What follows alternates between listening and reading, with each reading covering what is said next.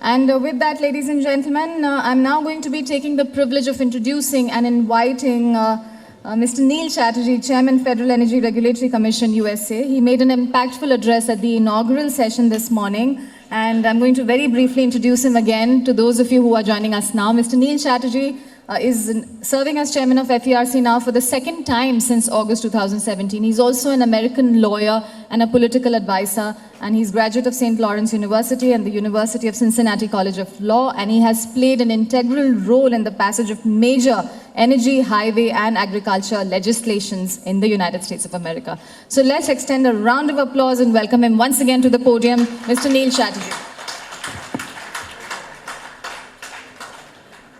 Thank you again for the introduction and for the opportunity. I want to start by expressing my gratitude to Mr. Reggie Kumar of the India Smart Grid Forum, who extended the invitation for me to come and speak to you today. Thank you for your continuous work to make this week a tremendous success. Thank you for your efforts to cultivate such a robust program on the various issues facing utilities across India and around the world. I realize that organizing dialogues like these involve a tremendous amount of work and coordination across different countries and time zones, but I am certain the conversations fostered by this event over the next few days will make the effort a worthwhile endeavor. I'm certainly honored to be a part of this important conversation and to have the opportunity to share my views as chairman at the United States Federal Energy Regulatory Commission, or FERC. I'd also like to convey how special it is for me as a second-generation Indian American to be invited to return to my family's homeland as a speaker for this year's Smart Utility Week conference.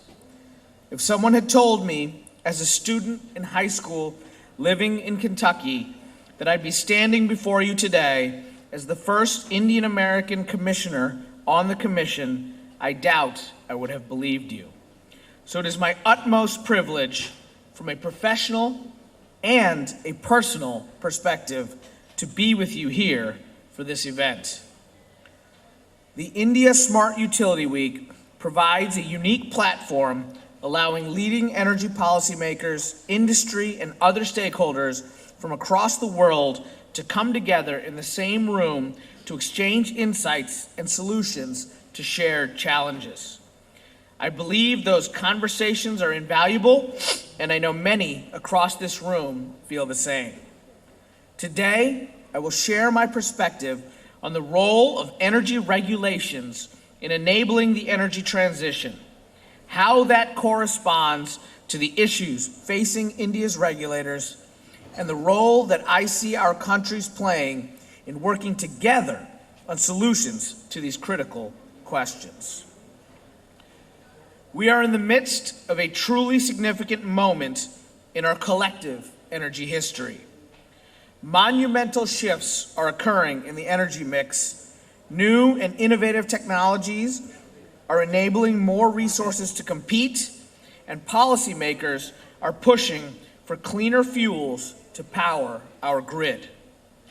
This story is happening in the United States, but it is also unfolding in countries all over the world.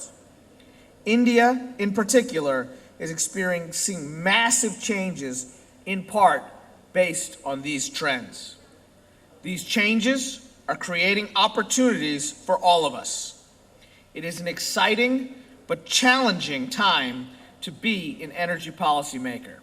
So as policy leaders, we must rely on one another to leverage our collective experience in order to make the most of this historic moment.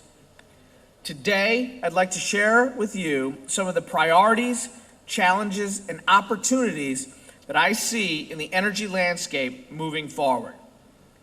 As we design regulations to enable energy transitions, I believe it is helpful to keep in mind some universal energy values: reliability, cost, energy security, transparency, and environmental protection. The reason I call these values universal is because they represent the considerations that my colleagues and I at the Commission and that energy regulators throughout the world, including here in India, grapple with every day. Now, of course, given my own experience, I will approach this discussion from a U.S. perspective. I believe it is helpful to ask ourselves several questions about what we can do to enable this transition. These questions include: how can we leverage technological breakthroughs and market forces to ensure reliable generation and delivery of electricity to diverse consumers across a resilient electric grid?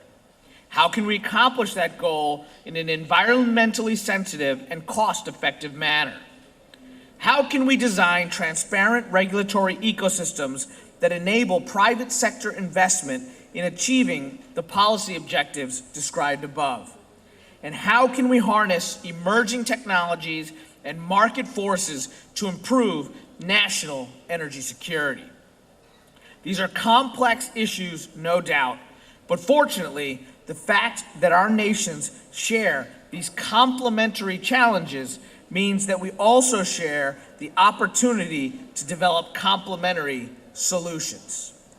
I've been encouraged by the work being done across the United States and India's governments to acknowledge this opportunity, and I'm optimistic that we will continue to see that spirit of collaboration going forward.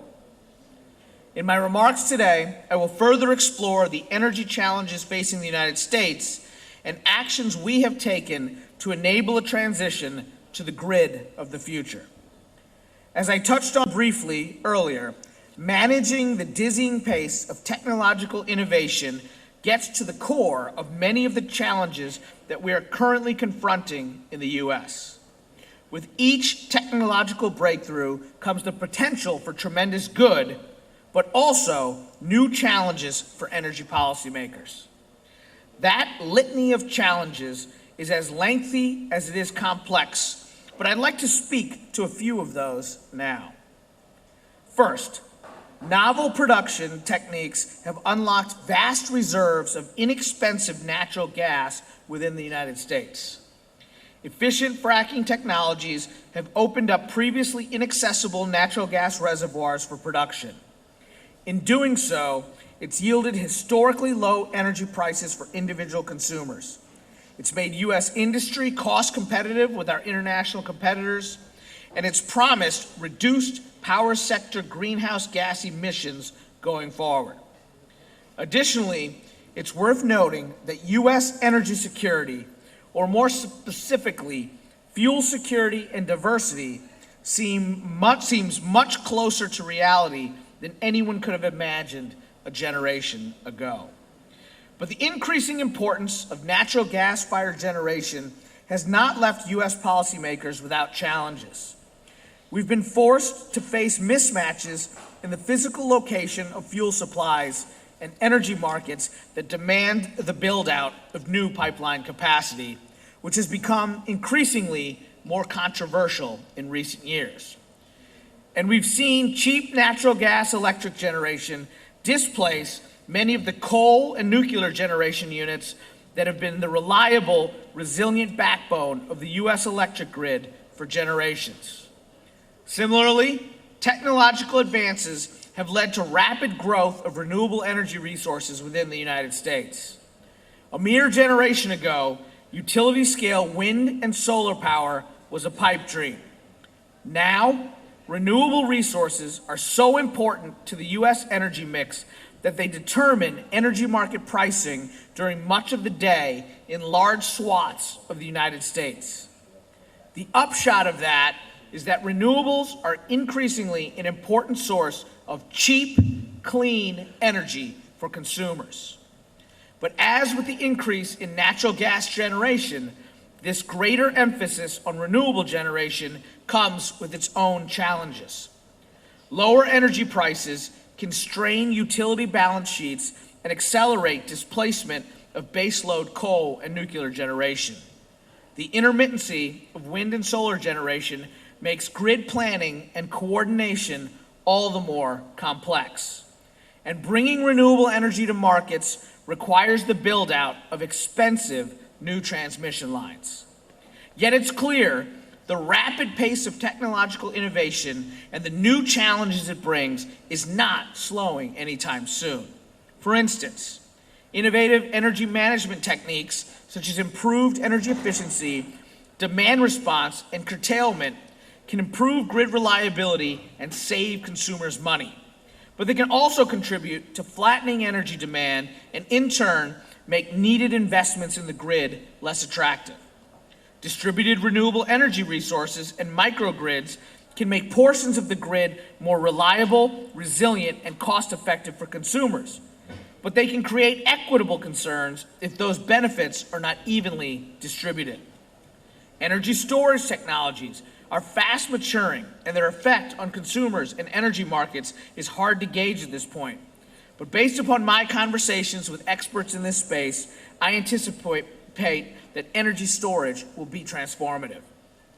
And lastly, as we move toward a smarter grid, each energy generation and transportation asset becomes a cog in an Internet of Things, and that can create vulnerabilities due to computer-savvy bad actors in faraway locations.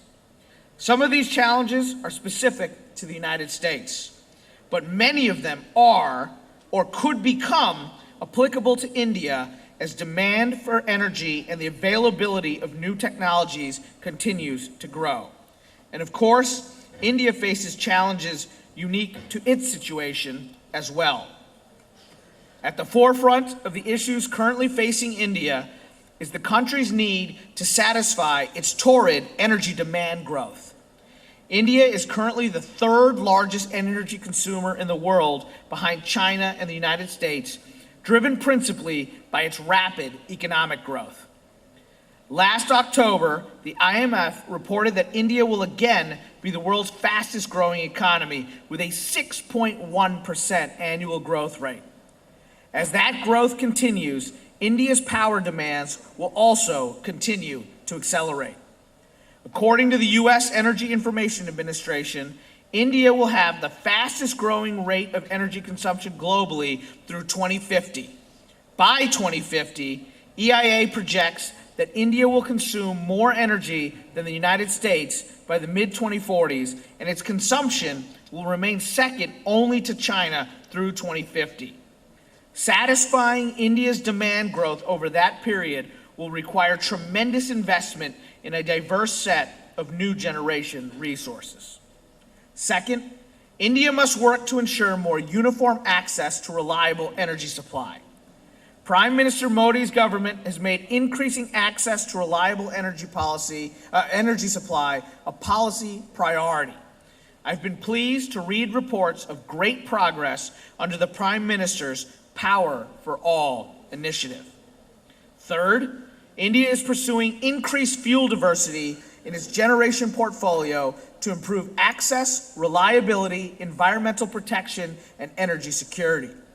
Prime Minister Modi's government has prioritized energy diversity, embracing an all-of-the-above energy strategy.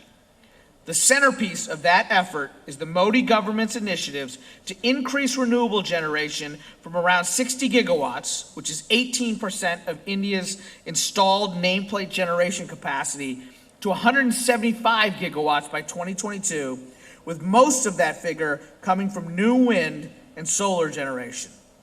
India's all-of-the-above energy strategy also seeks to promote new natural gas and nuclear generation to complement India's legacy fleet, which is comprised largely of coal generation.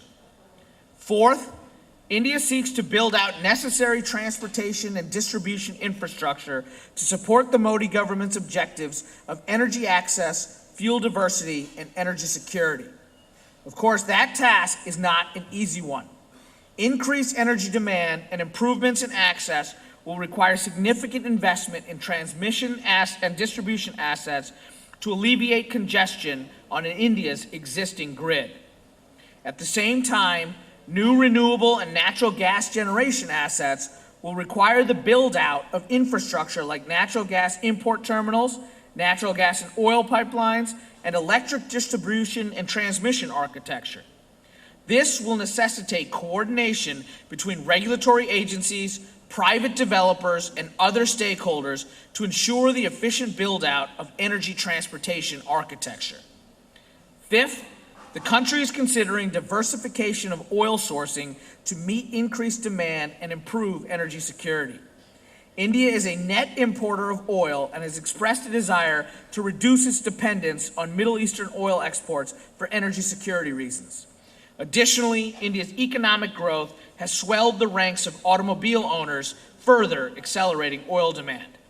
And it's clear the need for oil and refined products from the growing industrial sector will only increase as India's economy grows.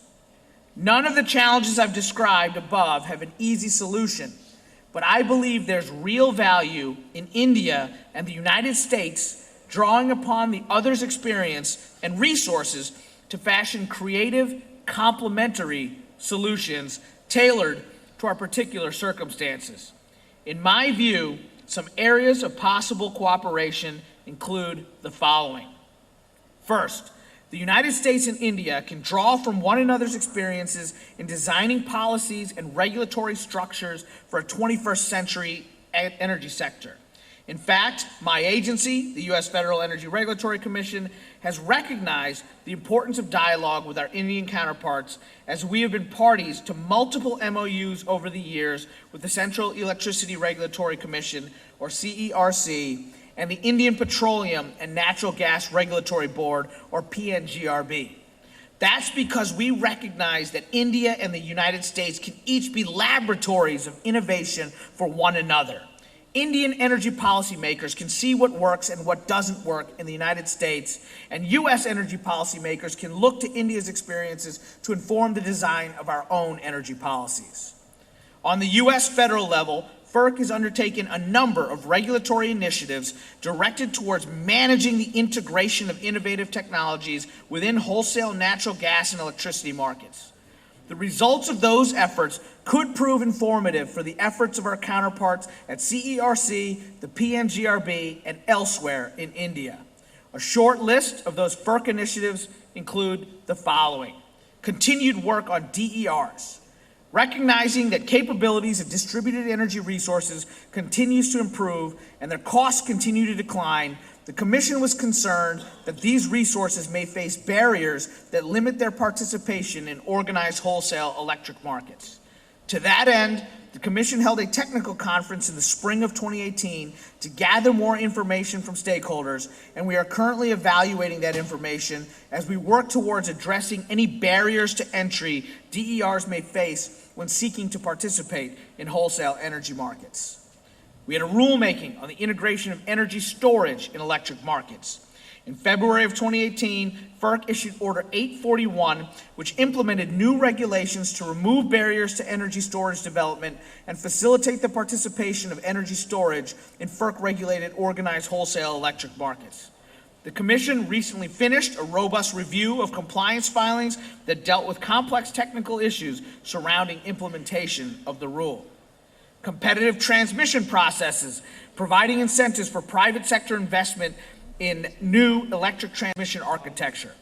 FERC is engaged in ongoing efforts to efficiently enable private sector competition for electric transmission infrastructure build-out to support the integration of renewables and improve grid reliability.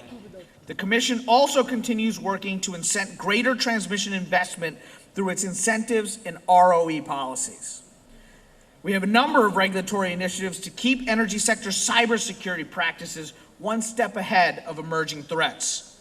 FERC is engaged in ongoing collaboration with industry to develop and revise cybersecurity standards that form the baseline for protection of the U.S. energy sector from hackers.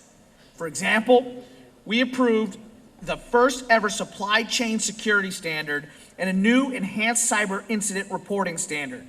Also, we directed the North American Electric Reliability Corporation, or NERC, to develop a standard to better protect communications between control centers. The Commission realizes that these standards are just the starting point, so we continue to promote activities that go above and beyond the standards through collaborative efforts led by our Office of Energy Infrastructure Security. Similar policy innovation is taking place within each of the 50 states within the scope of their jurisdiction over local electric and natural gas markets. So it's my hope that Indian energy policymakers will view this as an opportunity to consider the best practices and lessons learned from more than 50 different energy policy laboratories throughout the United States. Again, I want to be clear that this is a two-way street. The United States has much to learn from the Indian experience as well.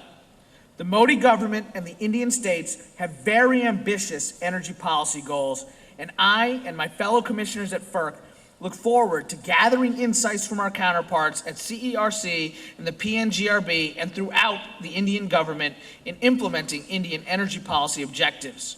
In fact, last October, the U.S. and Indian governments announced a flexible resources initiative that will allow FERC and CERC to learn from each other regarding the need for grid flexibility as more and more variable resources come online. The U.S. has vast experience in energy market pricing and operational flexibility that we can bring to bear in this conversation. We have already had significant exchanges of information under this initiative, and I look forward to a visit to FERC from CERC leaders this May. I also anticipate a robust discussion this September when we will suggest a package of recommendations to the Indian government on a possible path forward. Second, the United States and India can draw on each other's energy resources to realize our energy policy goals. Now, the most obvious area of potential cooperation is the import and export of natural resources, including, but not limited to, natural gas and oil products. With respect to natural gas, the United States is committed to supporting India's efforts to increase the share of natural gas generation within its energy portfolio. The International Energy Association projects that India's consumption of natural gas will increase an average of 4.6% a year through 2040.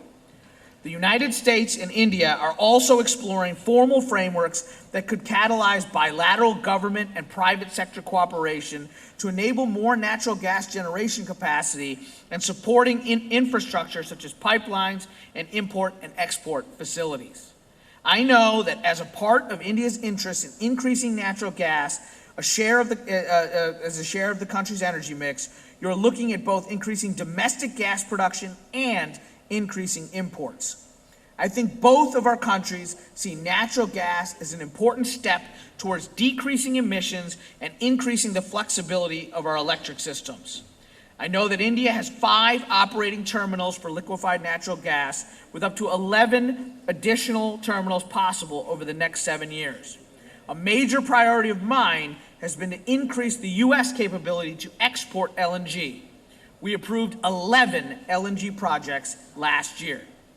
Similarly, there's increasing interdependence between the U.S. and India on oil and petroleum products.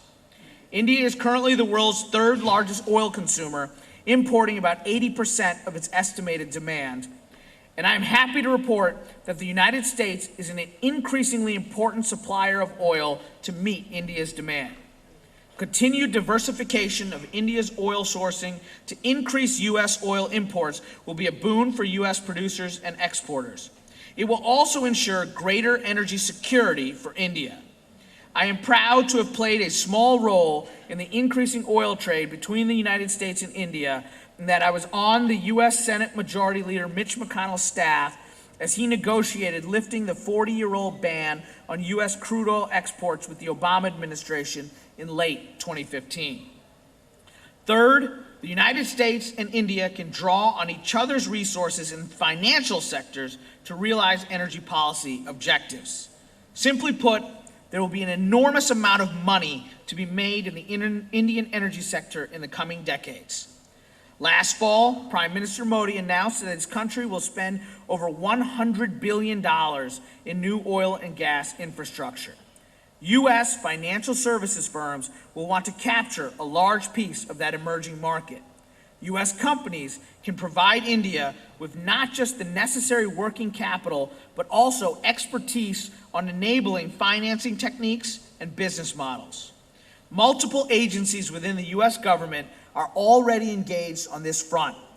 For example, the U.S. State Department and USAID are working with Indian clean energy stakeholders as part of the U.S.-India Clean Energy Task Force and the U.S.-India Smart Power Partnerships Initiative. And once again, I want to underscore that this will be a two-way flow of capital and expertise, as the United States welcomes direct investment from India to enable the modernization of the U.S. electric sector.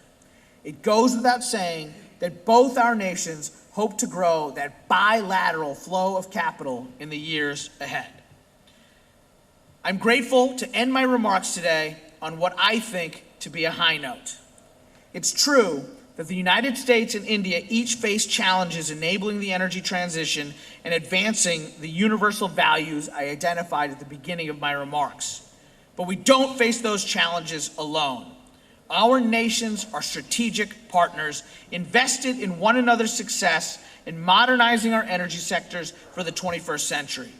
We have a shared energy destiny growing closer every day. It has been my privilege to be here with you today, and I genuinely look forward to continuing the energy conversation between the United States and India. Thank you.